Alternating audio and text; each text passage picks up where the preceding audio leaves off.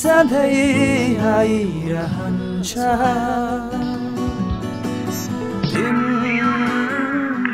कस्तो राम्रो गीत गाउनु भएको म मन्त्र रानीको एकदम फ्यान हो नि म पनि डायट फ्यान हो नि मेरोमा कन्सर्टको टिकट छ हेर्न जाने हो ए हो म जान्छु नि कहिले छ रे यो नोभेम्बर 20मा जाने हो जान्छु मसँग त भिआइपी टिकट छ नि जाने हो ए हो जान्छु नि लिनुलाई तपाईँ टिकट आफै राख्नु म कन्सर्टमा भेट्छु नि बाई